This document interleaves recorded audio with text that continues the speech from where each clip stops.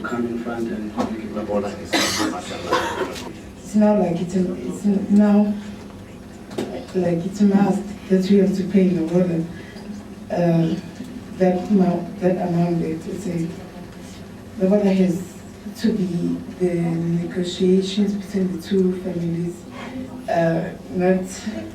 not from one side, not from the girl's family. Your parents, if they did accept that you are Muslim, so they should understand that there is no longer in Islam. And I think that for Muslims, they shouldn't be obliged to pay the water. Okay. Assalamu alaikum warahmatullahi wabarakatuh. My name is Zaida. I'm coming from Revert. I agree with the topic that Muslim men, they have to pay the water.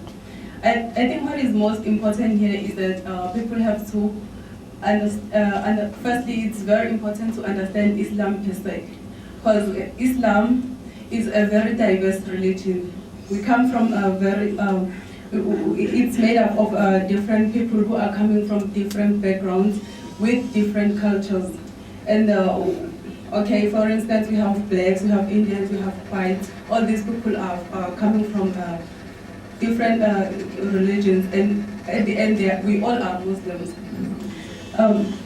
What is most important is to understand that Islam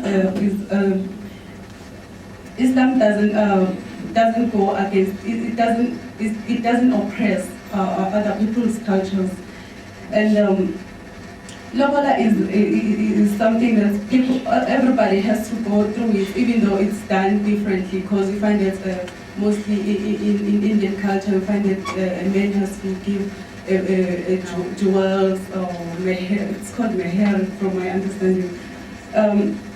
I think what makes people think that Muslim men they don't have to pay lobola is the people who are trying to mislead other people, like people who are called the blasphemy, who are trying to mislead other people, make them understand Islam in a bad way, like they are feeding them propaganda about Islam. What is most important for them to understand Islam first, and then they can say Muslim men are not allowed to pay the water, because at the end Islam doesn't oppress, it embraces other people's cultures, and it doesn't overrule our cultures. What is most important is to do what Allah wants us to do.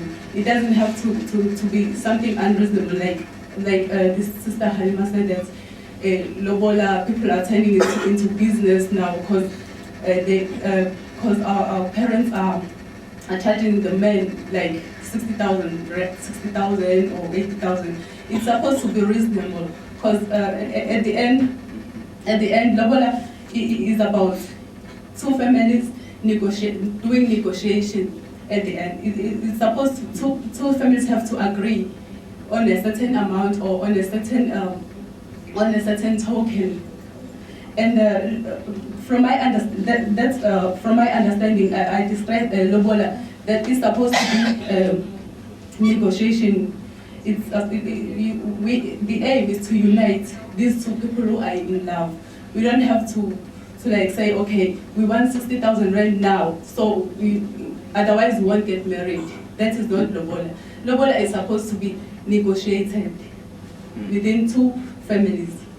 So I think people who are saying Muslim men do not have to pay or are not supposed to be paying lobola, those are kind of people who are feeding people with the propaganda, who are misleading other people about Islam. That is what is most important. We have to do what Allah has told us to do. We have to do it, especially when it comes to lobola. It's a good deed from my understanding, because at the end we have to unite these two people who are in love. The only way to understand Islam is to read the Quran. If you not read the Quran, you must know, you cannot know anything about Islam. So to everything that my sisters are talking about, Islam only favors these sisters here. That lobola must not be paid, because if we pay on the water, most of the time the parents took the money to the bucket and use the money. They don't consider the family that the children they try to make by giving them the share. So people are being greedy of the water. As my sister said, the water people they doing business out of it. So I quoted a verse in the Quran in Surah Nisa. It says, a man must give his wife a gift of marriage, which is called nahar. So that gift, the man must not have, he have no share on that gift, and so as the family of the woman. So by all this, what I understand about this surah, it says clearly that everything that we do as Muslims, we must follow the Holy Quran. So according towards the universe of a Muslim, we must follow the Holy Quran and do as it says. No one must think or must do what he thinks or what she thinks. We must follow the Quran. Jazakallah. If you get something for free, you don't appreciate it. Yes. If you pay for something, you will appreciate it. Yes. But the difference between labola and the difference between mahar, there is no limit to mahar. Labola, there is a limit. Fahim got daughter, 11 cows. That's all, he can't ask for more. But in mahar, in the time of Sayyidina Umar, the men were complaining. The women are asking for exorbitant amounts. And they came to the Amir al-Mu'min, they said, no, you make the level straight. One level, like say 5 camels, 2 camels. So when Sayyidina Umar reckoned he's going to make it one level, you know what happened? The woman said, oh Amir al-Mu'min, why do you take away the rights that Allah has given us?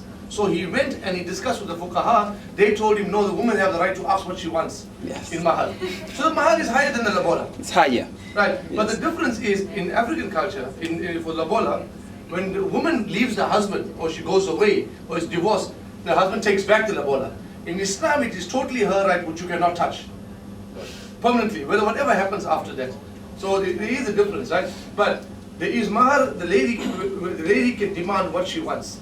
Okay, the mahar, you can't set it. At the moment in Saudi Arabia, there's a debate again that set the mahar at a certain rate. But it's not allowed. The woman, it's her right. Comparative religion, very important for the IPCI. Comparative religion, Brother Imad will be talking to us, and we had the distinctive privilege of lecturing to him. So Brother Imad, keep the flag flying for comparative religion. This is where IPCI was founded, on the foundations of comparative religion. Brother Imad, Bismillah. My name is Imad Jafar, for everybody that hasn't spoken to me directly. My name is Imad Jafar, and I study here comparative religion with brothers and sisters. I'm 20 years old and I'm from Sweden. So my topic for today is, I'm going to just try to short talk about my experience here in South Africa and in the IPCI. Okay?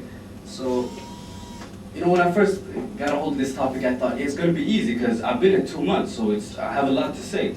But when I started trying writing, I understood that it's too much. I've been here 2 months and I've seen so much. I don't know exactly what to talk about. But I have one thing that I've actually gained that I will guarantee take back to Sweden, and I will try to convey the most important message that I got from here. But before this, I just want to say, before I came here, I thought I was actually going to meet with a class that has been to Dar al-Ulum for 10 years, and all of you are going to sit here and talk about the length of yeah, and I thought, there's nothing wrong with that. There's nothing wrong with that. But I thought that was where I was coming. And so when I came here, I was stunned to see it's nothing like that. Because in this place, in IPCI, in what I've seen of the Muslim community, you focus on basics. You focus on the forgotten pillar. Because in Sweden, yeah, we talk about basics. We talk about salah, zakah, Som. We talk about hajj.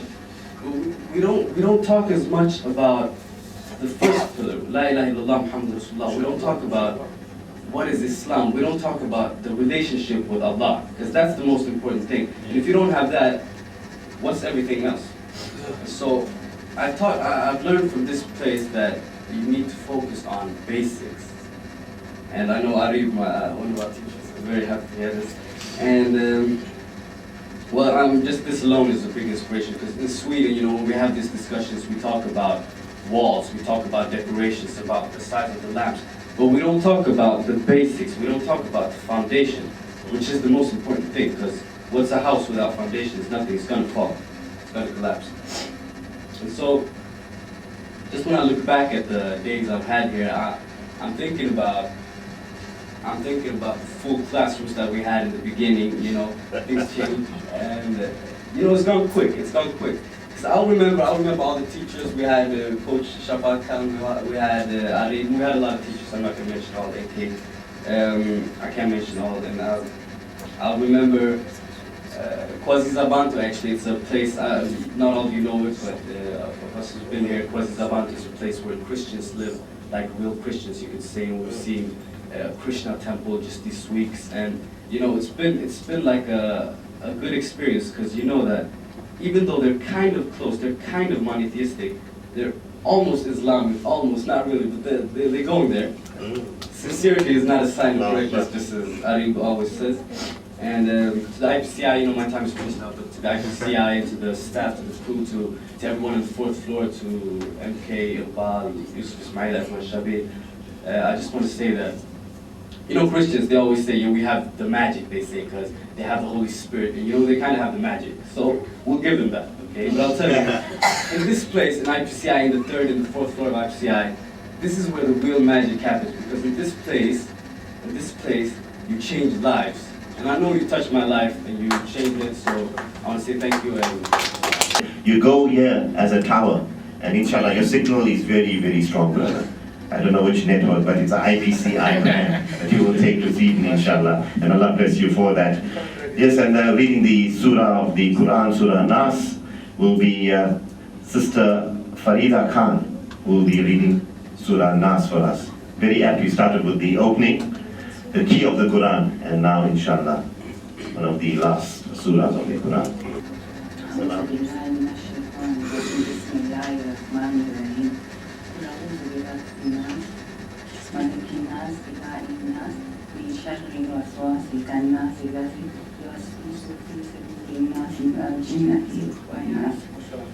And I'd also like to take this great opportunity to thank the ICPI for giving us this opportunity to come and learn and providing us with all the books and buses and everything. And also not forgetting the Jambu and Apa Fatima and all our shows. Jazakallah. Rasul sallallahu alaihi wasallam said that before we go to sleep, we must read daily Surah Yasin, which is the heart of the Quran, which can give us good health. We must read Surah Waqiyah for sustenance, and Surah Mulk for protection of punishment from the grave. And a very important surah which was told by the Prophet for us to read is Qul a'udhu rabbil nas, Qul a'udhu bil falaq. He said that just before we go to sleep, read these 2 surahs and blow upon our body 3 times. It will protect us against evil and witchcraft. Jazakallah. Assalamu alaikum, brothers and sisters in Islam. Believers in the Islam, I believe we are all brothers and sisters. Therefore, we have to make peace. I would like to start with the hadith that say, whoever removes a worldly grief from a believer, Allah will remove from him a grief in the Akira. Whoever shield a Muslim brother or sister, Allah will shield him in the Akira and here in the dunya. Whoever seek knowledge, Allah will make it easy for him Whosoever alleviates the condition of a needy, Allah will alleviate his condition in the dunya and in the hereafter. Suppose when you're asking a Muslim, when you see a Muslim, as I've said, you ask her sister, how are you, sister? About 5 questions, you meet your sister in town and you ask him, how are you, sister? Assalamu alaikum, how are you? How are you doing? How is your family? Are you working now? Where are you working? You ask all those questions. That's a kind of a relief to another person. And like say, you just pass, Assalamu alaikum, and then you go. That is not being brothers and sisters in Muslim. You see, you shake hands if you are brothers and all those things. And another thing, just like when you're asking a person, are you working? That person maybe might not be working, but you might have a work, or you might have known a person who needs somebody who needs a worker. So if you ask that person, are you working? That person maybe will tell you, okay, I'm not working, or I need a work. Then you can be able to tell one of your brothers or sisters, there's of course somebody who's not working. Other than passing a person just like that, Assalamu alaikum, guys, and then you go.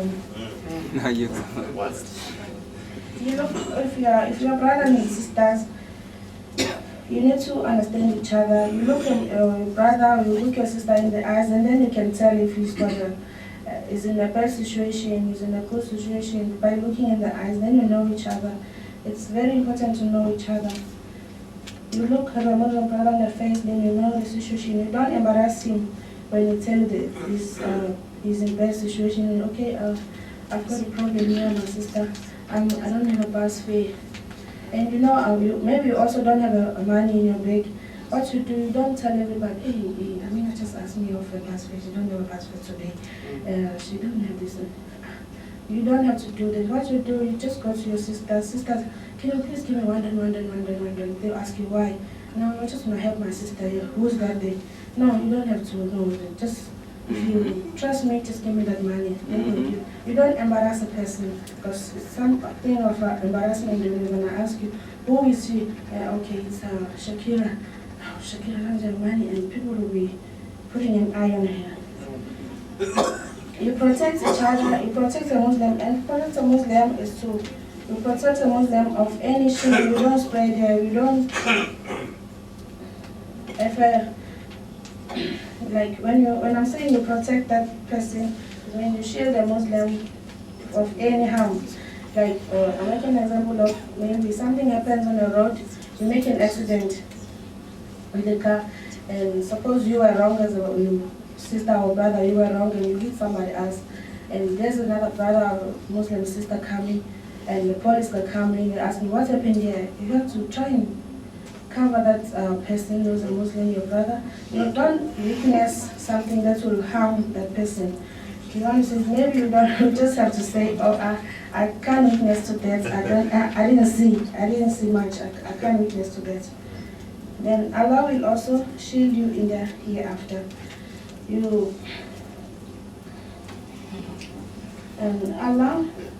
Allah subhanahu wa ta'ala will help a servant who helps a Muslim.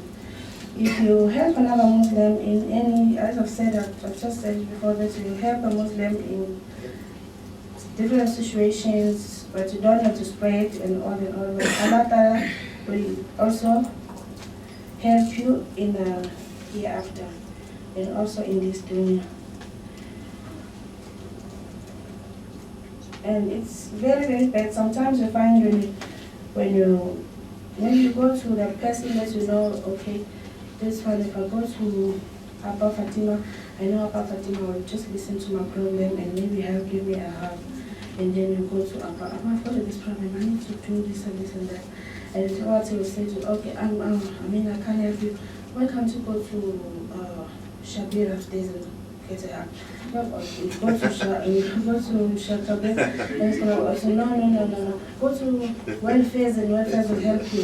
Go to church, go to tell other places where you must go. Office, they've got a strength to help you in that situation. Other than picking up the phone, phoning the person that he knows they can help you.